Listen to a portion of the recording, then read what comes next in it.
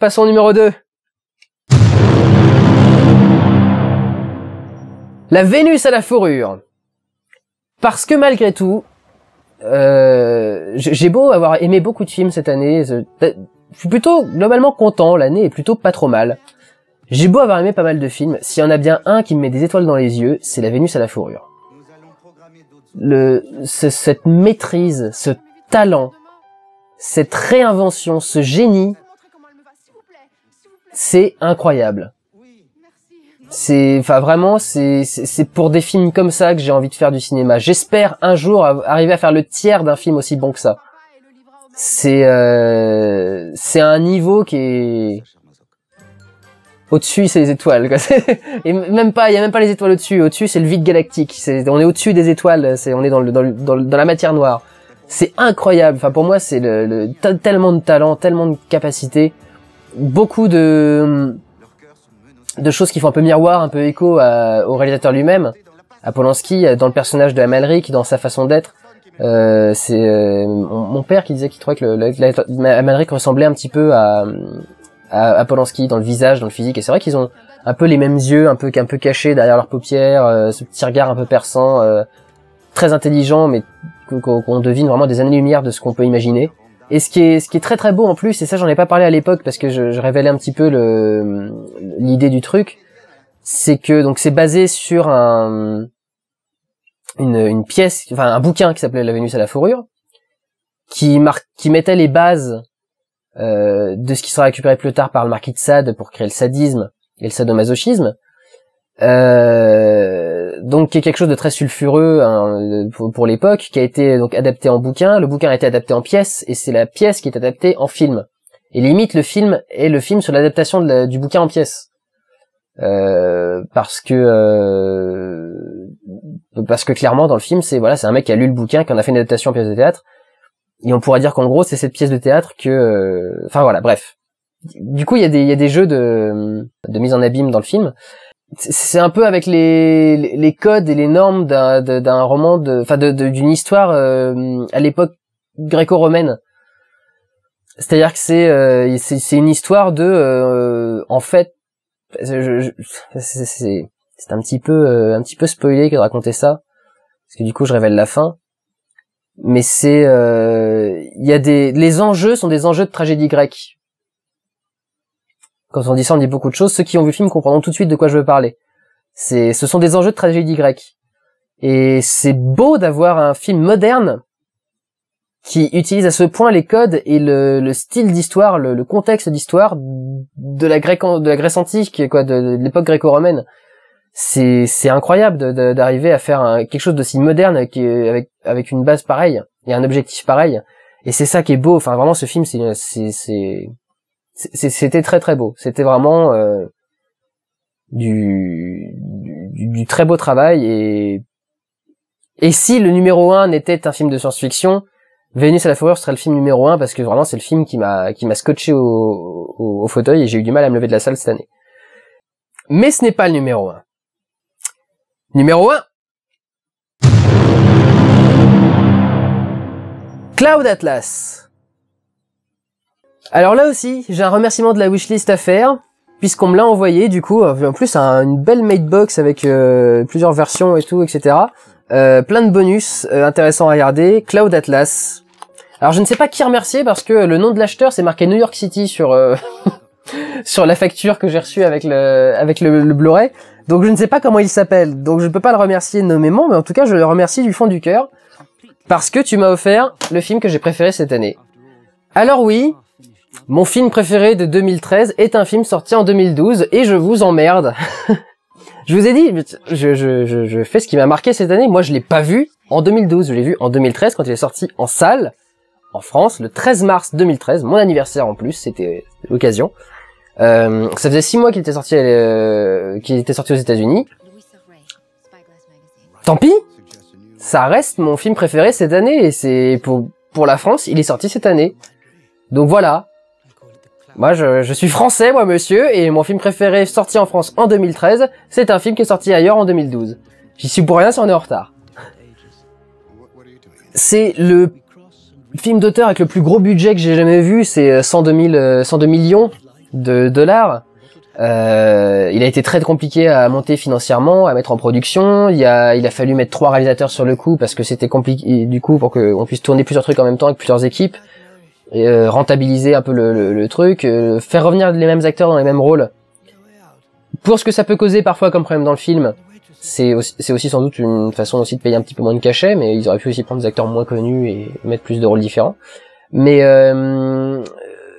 vraiment de la belle science-fiction avec un sens profond qui va dans tous les sens. En fait, là où j'ai eu du mal quand j'ai fait mon vlog, parce que j'ai quand même fait un vlog en 3 parties sur Cloud Atlas, c'est il me manquait quelques revisionnages en plus pour comprendre clairement que le schéma de narration, enfin comment dire, quand on fait une histoire, il y a une ligne de temps. Enfin, il y a une façon de traiter le temps. Vous prenez un film comme 500 jours ensemble, par exemple. Sinon, je parle tout le temps de lui. Vous arrêtez pas de faire des allers et retours dans le passé, dans le futur. Vous sautez d'un passage à l'autre. Mais l'histoire en soi, elle était linéaire. Elle a commencé à un moment, elle s'est arrêtée à un moment, et c'est le film qui raconte ça de façon différente. Vous avez des films qui se passent en temps réel, par exemple. Vous avez 24 heures chrono en série télé, si vous voulez, mais vous avez des films qui se passent en temps réel, où le temps du film est le temps de la narration. Et surtout, vous avez ce principe de faire des allers-retours dans le temps, mais que du coup, au final, cette ligne de temps, elle est fixe. On part de 1860 et quelques, la première histoire de Cloud Atlas, et on arrive en plus 2300 ans, ou un truc dans le genre. Enfin, en l'an 2300 et quelques, ou un truc dans le genre. Enfin, après la chute, 100 ans après la chute, disent-ils. Et on arrive dans cette période, et on se dit que bah oui, c'est parti de là, c'est arrivé là. Et du coup, j'arrivais pas à comprendre cette histoire de réincarnation avec des personnages du futur qui s'incarnaient dans le passé, etc. Il m'a fallu plusieurs visionnages pour comprendre qu'en fait, et c'est encore plus beau, c'est un élément de cinéma, le temps de la narration est celui du film. C'est très compliqué à comprendre. C'est-à-dire qu'en fait, comme si le temps, c'était comment dire ça ? C'était un multiplayer. Vous savez, comme si ça jouait plusieurs époques en même temps et en parallèle. Au lieu d'avoir une ligne de temps qui avance droite, on a 5 lignes de temps qui avancent, enfin 6 lignes d'ailleurs, parce qu'il y a 6 personnages il me semble. Décidément, j'ai les boules qui pendent.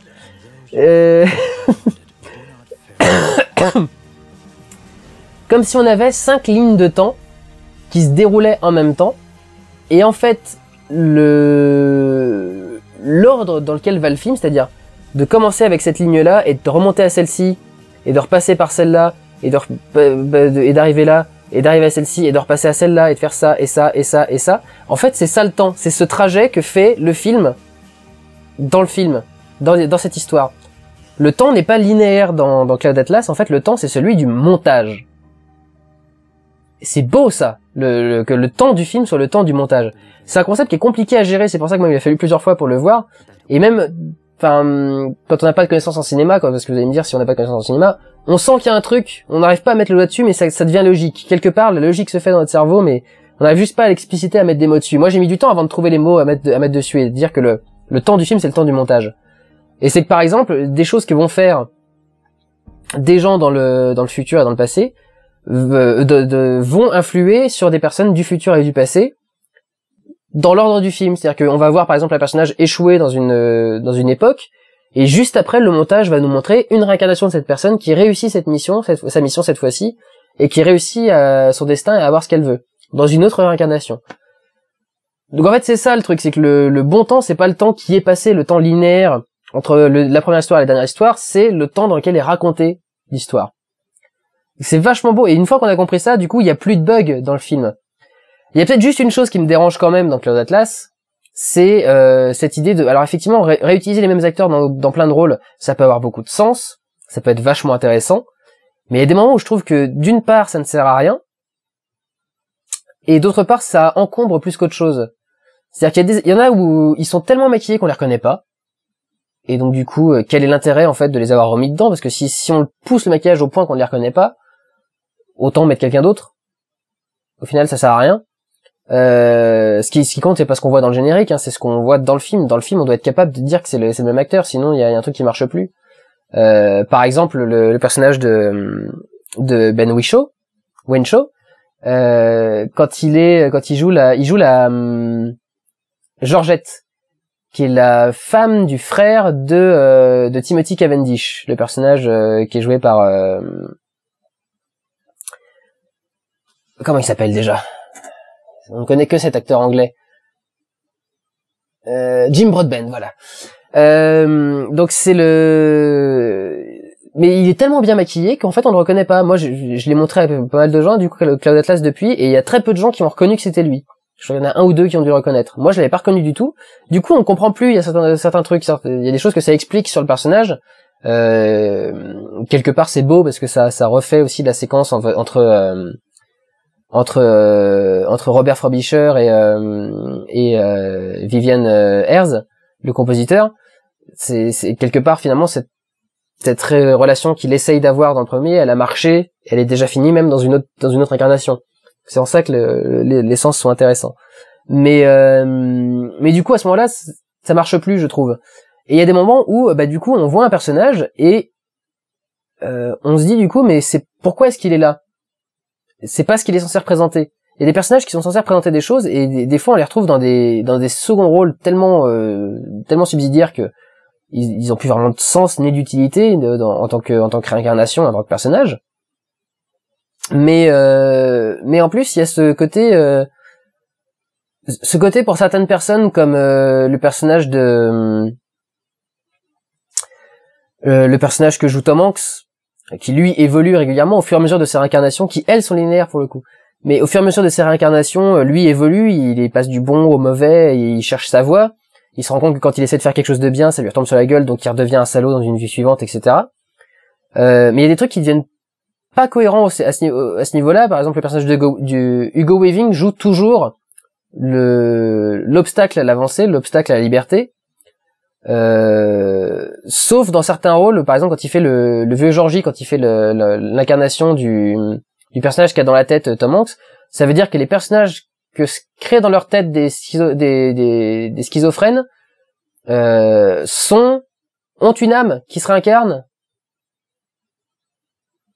Il y a un truc qui est bizarre là-dedans. Et il y a un truc aussi sur il y a des défauts de cohérence. À un moment, Halle Berry est censée... on voit Halle Berry dans une soirée, dans la soirée en 2012, avec... c'est toute l'histoire de Timothy Cavendish. La soirée en 2012 où il y a l'écrivain qui fait sa grande scène, là, qui est une scène incroyable d'ailleurs, qui est absolument géniale à mettre dans un film. Et il fait toute une scène et il croise Halle Berry qui a l'air d'avoir dans les 30-40 ans.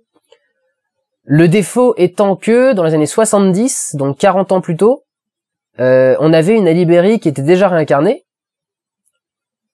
Donc, est-ce que dans ce laps de temps de 40 ans, ça veut dire qu'en gros, le personnage d'Halle Berry est mort juste après le segment qu'on voit de sa vie.